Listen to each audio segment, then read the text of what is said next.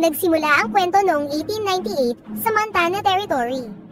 Noon, sikat si Colton Briggs sa kanyang nakaraan bilang isang maalamat na hitman, ngunit nabago ng malaki ang kanyang buhay sa ilalim ng impluwensya ng kanyang asawa na si Ruth. Isa na siya ngayong lalaki na dedikado sa kanyang pamilya at merong simpleng pamumuhay. Nagmamay-ari siya ng isang general store at meron ding maliit na sakahan habang pinapalaki ang kanyang 12 taong gulang na anak na babae na si Brooke.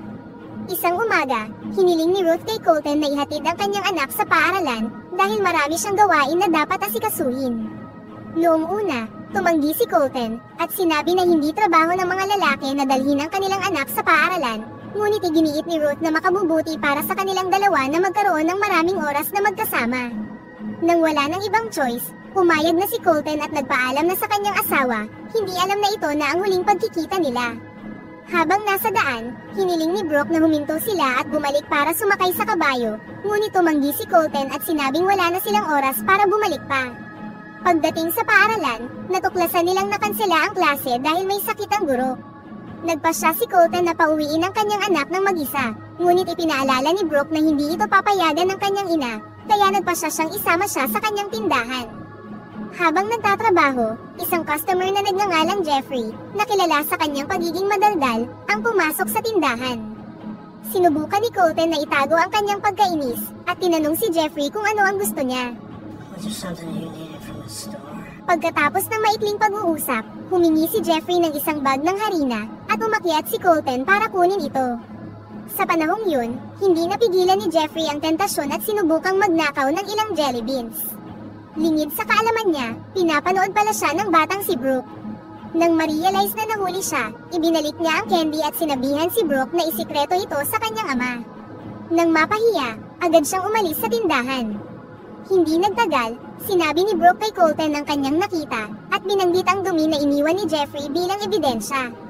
Habang nasa tindahan sina Colton at Brooke, nabasag ang katahimikan sa bukid. Nagulat si Ruth sa pagdating ng 4 na lalaki sa pangunguna ni James McAllister. Magalang siyang nagpakilala, sinabing naliligaw sila, at nagtanong ng direksyon patungo sa pinakamalapit na bayan. Kahit na naghihinala, itinuro pa rin ni Ruth ang daan, ngunit hindi nagtagal ay narealize niyang hindi maganda ang intensyon nila. Habang papalapit sa kanya ang grupo, tumakbo si Ruth sa kwadra para magtago, ngunit mabilis na sumunod ang mga lalaki. Ang isa sa kanila na nagngangalang Eustace, ay kinakabahan at iminungkahi na umalis na sila bago pa dumating ang local marshal. Ngunit si Boots, isa pang miyembro, ay tiniyak sa kanya na hindi pa oras para umatras. Nang hindi inaasahan, biglang lumitaw si Ruth sakay ng kabayo at sinubukang tumakas. Mabilis namang nag-react si James, binaril ang hayop, dahilan para matumba ang babae sa lupa. Dahil dito, nahuli siya ng mga lalaki. Sa panahong yun, napansin ni James ang isang saddle na may markang Colton Briggs. Tinanong niya si Ruth kung asawa niya ang lalaking ito, at kinumpirma ni Eustace na kilala niya ang apelyido. Sa sandaling yun, naintindihan ng tatlo na napakawalan nila ang tunay na demonyo, ngunit iginiit ni James na hindi siya natatakot at meron siyang utang na dapat niyang singilin. Kalaunan, nang umuwi sina Colton at Brooke, nakita nila ang property na napapalibutan ng mga estranghero. Lumapit sa kanila si Marshal Frank Jarrett, at nagulat nang matuklasang may pamilya na pala ang dating kinatatakutang hitman. Malungkot niyang inihatid ang masamang balita, at sinabing namatay si Ruth sa kamay ng ilang masamang lalaki. Habang nagdadalamhati, mag-isang tumayo si Colton sa libingan at tumangging magpatulong sa paglibing sa kanyang asawa. Sa sandaling yun, sinubukan ni Jarrett na aliwin ang batang si Brooke. Sinabi niya sa kanya na kilala niya si Colton noon, at inilarawan siya bilang ang pinakamalupit na hitman na nabuhay kailanman, ngunit mabilis na idinagdag na si Ruth ang dahilan kung bakit siya naging isang mabuting tao. Ibinunyag ni Brooke na hindi pa niya nakikita ang kanyang ama na humawak ng baril, at tinanong ang marshal kung maaari pa rin siyang maging isang mabuting tao kahit wala na ang kanyang ina.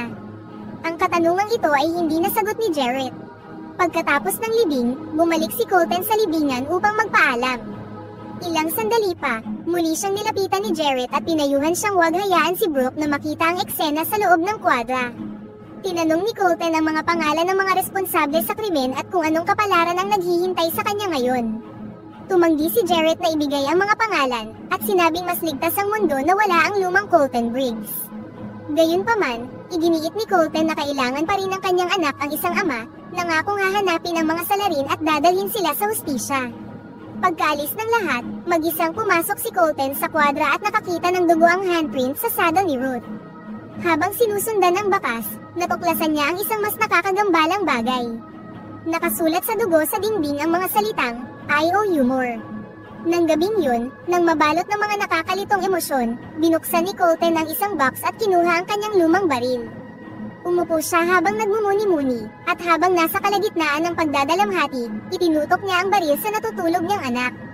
Sa sandaling yun, bumangon si Brooke sa kama at sinabi na hindi matutuwa si Ruth kung tinututukan niya siya ng baril. Agad na ibinaba ni Colton ang baril, at muling bumalik sa pagtulog ang bata. Hindi nagtagal, ginising ni Colton si Brooke at sinabihan siyang maghanda dahil aalis sila. Bago umalis sa bukid, sinunog ni Colton ang bahay at ang kwadra. Kinaumagahan, habang naglalakbay, tinanong ni Brooke ang kanyang ama kung bakit niya sinira ang bahay at ang buong property. Matatag na sumagot si Colton na hindi na sila babalik, ngunit nangako siya na kapag natapos na ang lahat, bubuo siya ng bagong buhay para sa kanila at papalitan ang mga nawala sa sunog. Tahimik namang tumugon ang bata sa pamamagitan ng pagsabing, "Maliban kay Mommy." Kalaunan, habang nagpapahinga, ipinaliwanag ni Colton kay Brooke kung ano ang magiging routine nila mula ngayon, kung saan kakain at matutulog sila sa loob ng 30 minuto tuwing 4 na oras. Nang marinig ito, nagprotesta si Brooke at sinabi na sa ganitong paraan ay makakalayo na ang mga killer. Gayunpaman, naging prangka si Colton at ipinaalam na walang saysay ang kanilang ginagawa kung darating silang nanghihina sa likod ng kabayo. Samantala, habang nag-iimbestiga, nagtataka si Marshal Jarrett kung bakit hindi nagpakita ng anumang emosyon si Brooke matapos mawala ang kanyang ina. Ang kanyang deputy na si Mark ay iminungkahi na marahil ay nabigla siya o baka hindi niya palubos na nauunawaan ang nangyari. Nang hindi inaasahan, bigla silang tinambangan ng grupo ni James mula sa burol, naniniwalang kasama si Colton sa caravan, at napatay ang ilang inosenteng deputy sa proseso. Sa sobrang galit, inutusan ni James ang kanyang mga kasabwat na mag-focus at nang hindi makita si Colton, nagpasya na silang umatras. Samantala, ginising ni Colton si Brooke sa kalagitnaan ng gabi. Ipinaliwanag niya na nakarinig siya ng mga putok ng baril sa burol mga 10 minuto na ang nakakalipas. Tinanong ng bata kung bakit hindi niya siya ginising ng mas maaga, ngunit mahinahong sumagot si Colton na hindi sila nagmamadali at kalaunan ay malalaman din nila ang nangyari. Sa kampo ng mga kriminal, nagalit si James at sinuntok si Boots dahil sa pagpapaputok niya ng mas maaga. Ang kanyang plano ay idispatcha muna ang marshal, ngunit ang kanyang pagmamadali ay nagpahintulot sa kanila na mag-react. Kalaunan, nakita ni Colton ang isang papalapit na kabayo at naghanda ng kumilos, sa pamamagitan ng direktang pagtutok sa hayop. Si Brooke, na natakot, ay nagprotesta laban dito. Pinaalalahanan niya si Colton na maaaring pulis ito at hinding-hindi papayag ang kanyang ina sa ganoong pag-uugali. Nang magtanong si Brooke kung wala na bang ibang opsyon, binago ni Colton ang plano at inutusan ng kanyang anak na magkunwaring umiiyak para gambalain ang lalaki. Si Brooke, na kinakabahan, ay umamin na hindi niya alam kung paano ito gawin, ngunit pinaalalahanan siya ni Colton na kailangan niyang matuto kung gusto niyang mabuhay sa mundong ito. Nang wala ng ibang choice, sinikap ng babae ang kanyang makakaya at nagawang makapagpalabas ng walang emosyong pag-iyak, habang paparating ng sugatang deputy na si Mark. Nang makakuha ng pagkakataon, agad siyang dinisarmahan ni Colton.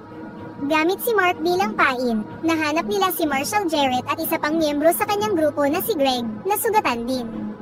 Habang may hawak na baril, sinubukan ni Brooke na gayahin ang postura ng kanyang ama at inutos kay Greg na ibigay ang kanyang armas. Tumanggi ang lalaki at itinutok sa kanya ang baril ng may pagbabantang tono. Sa sandaling yun, tinapakan ng malakas ni Brooke ang sugatang binti ni Greg, dahilan para mabitawan niya ang sandata, na pinulot naman ni Brooke ng walang pag-aalinlangan.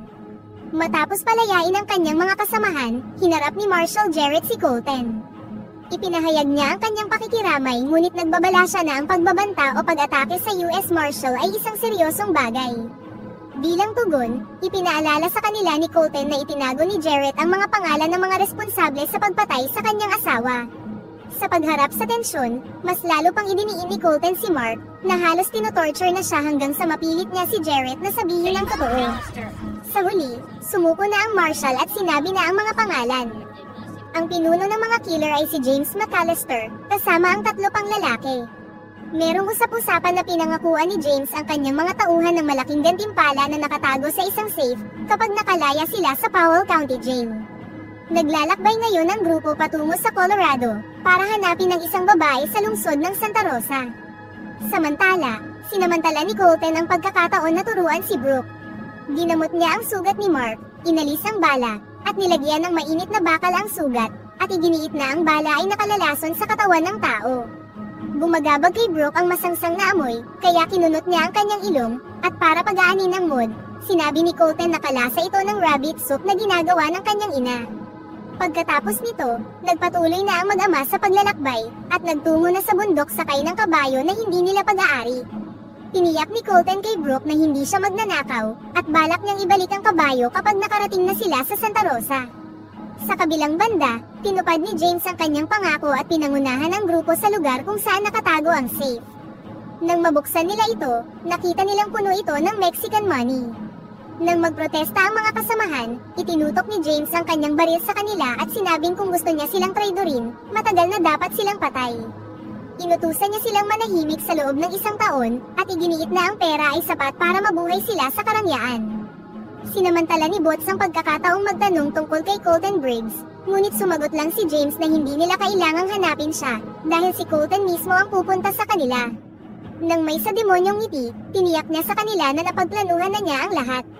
Pagdating sa Santa Rosa, nagsettle ang gang sa isang hotel. Nag-aalala si Eustace tungkol sa sheriff, ngunit sinabi ni James na pinutol na niya ang telegraph line na magbibigay sa kanila ng sapat na araw bago kumalat ang balita. Pagkatapos ay inutusan niya ang bawat isa na magsalitan sila sa pagbabantay kada 4 na oras. Nang gabi din yun, habang nagpapahinga sina Colton at Brooke, sinamantala ng bata ang pagkakataon na tanungin ang kanyang ama kung nagbago talaga siya, pagkatapos niyang makilala ang kanyang ina. Inamin ni Colton na isa siyang matapang na tao, at hindi rin nakakaramdam ng maraming emosyon. Hindi man lang nga siya umiyak sa libing ng sarili niyang ina. Ngunit nang makilala niya si Ruth, merong nagbago sa kanya. Sa unang pagkakataon, nakaramdam siya ng matinding takot na mawala siya at hindi mahalin. Ito ang unang pagkakataon na nagmahal siya ng totoo. Tahimik na nakinig si Brooke at ipinagtapat ang isang bagay. Nang mamatay ang kanyang ina, wala siyang naramdamang kahit na ano. Ikinumfort siya ni Colton, at sinabing may bahagi sa kanya ang nawala sa pagpanaw ni Ruth, at ang sakit na ito ay hindi mawawala. Nang tanungin ng bata kung sino si James McAllister, inamin ni Colton na hindi niya siya kilala. Pagkatapos ay hiniling ni Brooke na turuan siya kung paano gumamit ng baril, at tinanggap naman ni Colton ang kahilingan.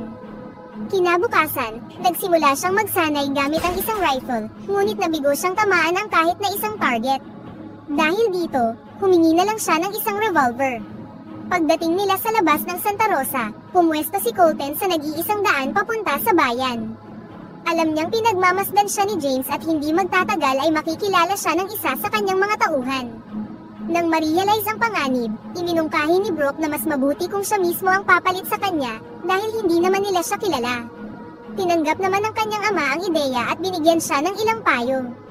Habang sinusunod ang mga instruksyon, sumakay siya sa kabayo at pumasok na sa bayan.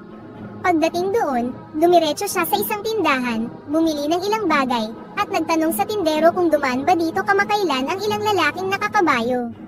Ngunit paglabas ni Brooke sa tindahan, nakita niya si James at ang kanyang gang na naghihintay sa kanya.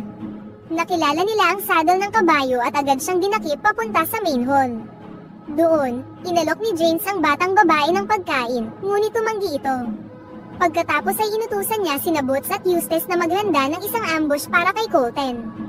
Sa puntong yun, nagpasya si James na sabihin ang bahagi ng kanyang kwento. 20 taon na ang nakalilipas, ang kanyang ama na si Walter McAllister, isang notorious outlaw, ay sinubukang pigilan ang pag-execute sa kanyang kapatid. Ang pagtatangka ay nauwi sa komprontasyon at napatay si Walter sa proseso. Ang batang si James lang ang tanging nakaligtas, habang si Colton Briggs naman, na nandoon din sa panahong yun, ay sumakay lang sa kanyang kabayo at lumayo sa lugar na parang walang nakita. Mula noon, nagtanim siya ng pagnanais na maghiganti sa kanya. Habang nakikipag-usap kay Brooke, pinuno ni James ang safe ng mga dyaryo. Ang totoong pera ay nakatago sa isang saddlebag, at plano niyang lukohin ang kanyang mga tauhan. Samantala sa labas, napansin ni Big Mike ang paglapit ni Colton. Kaya naman, nagtago siya sa likod ng isang gusali, ngunit sinurpresa siya ni Colton sa pamamagitan ng paggamit sa kanya bilang pain at tahimik siyang idinispatsa. Pagkatapos ay hinarap niya si Boots at pinatay din siya.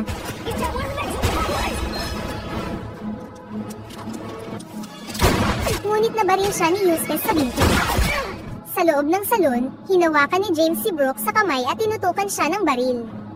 Si Eustace, na nadismaya na hindi niya napatay si Colton, ay sinabi kay James na ang bala ay dumaplis lamang sa kanya.